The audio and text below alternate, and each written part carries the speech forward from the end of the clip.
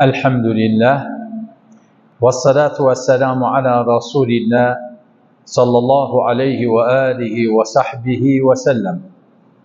Allahümme la sehle illa ma cealtehu sehle ve ente tec'alil hazne idâ şi'te sehle. Radîne billahi rabba ve bil islami dîne ve bi Muhammedin sallallahu aleyhi ve alihi ve sahbihi ve sellem nebiyyen ve rasûla. Ya eyyühellezîne âmen takullah ve kûnû ma'as sâdikîn. يقول الله سبحانه وتعالى في محكم كتابه العزيز وقفوهم إنهم مسؤولون. Cenab-ı Allah Kur'an-ı Kerim'de bu ayette buyuruyor bizimce mesuliyet üzerine vakifuhum innahum mesulun. Her insanoğlu muhasebe oranı, her insanoğlu zengin olsun, fakir olsun, küçük olsun, büyük olsun, erkek olsun, kadın olsun, muhasebe oranı kıyamet gününde. Herkes öz takatine göre, herkes öz ameline göre, herkes öz vaz'ına göre. Hani zengin muhasebe oranında parası üzerine, fakirin acı parası yoksa ver hapsi hesaptır. Onun için Peygamber Efendimiz sallallahu aleyhi ve aleyhi ve sellem hadiste dedi: "Kullukum ra'in ve kullukum mes'ulun an ra'yeti." Yani bu mesuliyet üzerine. Emir ra'idi ve huve mes'ulun an ra'yeti ve racul ra'in fi beytihi, yani fi beyti ehlihi, öz evinde ve huve mes'ulun an ra'yeti vel mar'atu ra'iyetun fi beyti zavciha. Yani kadın da ondan sonra var hadim, hizmetkar eder. İyiydi neydi manası? Manası çok haberdar orağın yevden. Haberdar oraq öz-özümüzden, ondan sonra yevden, ondan sonra ehliyetimizden. Onun için Peygamber Efendimiz sallallahu aleyhi ve aleyhi ve sellem ayet-en üzerine Tahrim surasında Ya eyyühellezine amenu qu enfusekum ve ehlikum nara. İmam Ali dedi ey bir ma'na dedi te'dib öcredesen, terbiye verirsen ehlete. Yani olmasın uşaq öz başına kalsın, ehlet öz başına kalsın. Onun için dikkat ettiğiniz çarşıda büyük bir facia eşittiniz ve hani yok bes eşittiniz, yani dağındı bu akhbarda, feste o genç uşaqlar, o körpəni, o uşağı ne şükür, hani zulüm taaddi olmak. Bu ister nene baba haberdar olsun evladından. Yok bes haberdar olsun, hani makayet olsun. Yok harap yola da gitmesin. Harap yola da gitmesin. Salihler, evliyaullah dua ederdiler. Allah subhanahu teala evladlarını saklasın. Evladlarını salih etsin. Baba nene de salih oranda evlada da faydası var. Ve kana abuhuma saliha. Hani Kehf surasında okuruz. O duvar yapmak. Onun için Cenab-ı Allah makayet oldu o yetimlerin kenzine, parasına, malına neyse babası ve babaanneleri salih idi. Hani ister bizden evladımıza makayet olmağaça kifayet getirilmez. Bes oğlumu, kızımı öğredim. Ramaz kıl, oruç ol, haram etme, harap yola gitme. Bu kifayet getirilmez. Takip etmek, özüm de öz-özümü ıslah edim. Yani sen özünü ıslah edende, takva ehli oranda, salih oranda, Allah Subhanahu ve Teala bu evladı yani hifz eder, saklar, çünkü sen salih olmağı. Ve kana abuhuma saliha. Manası bu derecede salihliğin faydası var böyle.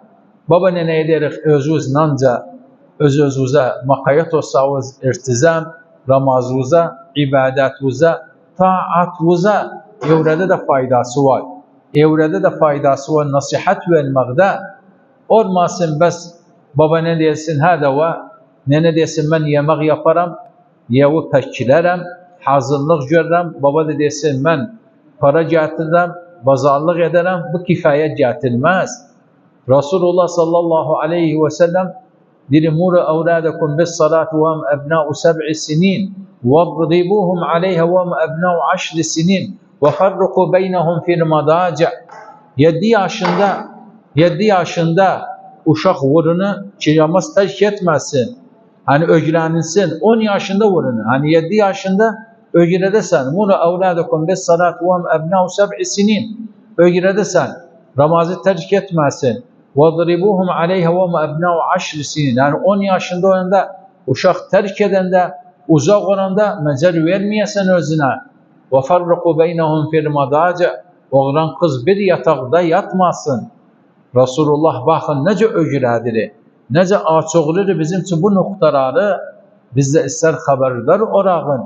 Peygamber Efendimiz sallallahu aleyhi ve aleyhi ve sellem gencin biri hasta olmağı, gelmeği yanına Resulullah ayet okur. وَاَمَا مَنْ خَافَ مَقَامَ رَبِّهِ cennetten.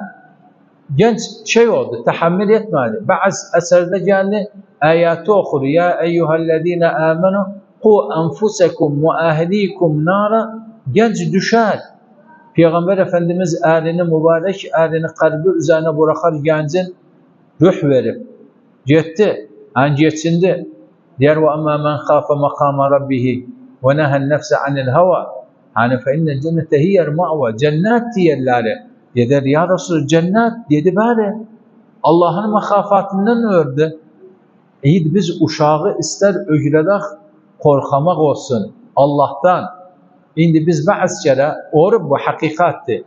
Yevlerde uşağı bazı kere bir tane korkadı. Fren gelip fren çıkacağını ve uşağı ister korkatsın. Uşağı hakiki korkadak Allah'tan. Allah gördü. Allah muttali'ti. Allah seni harekatı, çabalamağı, oturmağı, kalkmağı hepsine muttali'ti. Bunu öğredik. Uşağı bunu öğredik. Bunu bilse uşak bari. Hani biz vaktinde konuşardık diye de bazı uşak bu şeyleri ne bildi? Uşak indi mobil içinde bu tavasıl ilişme hepsi yeri açılı. Hepsi şeye muttali'ti. Bir de manası uşakta kabiliyet var. Onun için salihlerin, sahabanın, ehl-i beytin, evliyaullah evredleri kız olsun, oğlan olsun. 5 yaşında, 6 yaşında, 7 yaşında Kur'an ezberlerdiler. Şimdi bakarsan 7-8 yaşında, 10 yaşında hala namaz adı eşitmeyipti. Ve ondan başka var beyyüktü 70 yaşında da hala ayağın camiye bırakmayıptı. Her Allah'ını yere bırakmayıptı. Ve da Peygamber Efendimiz tekid edir. El-ahdüllezî beynena ve beynehum es-salâ femen terekaha fekad kefar. Ece özü namaz kırmasa, özü taat etmese daha ne istifade üyeler var. Bir de manası gün be gün bizim memleketin içinde ağır vazılar, facialar, oyunlar çıkırı.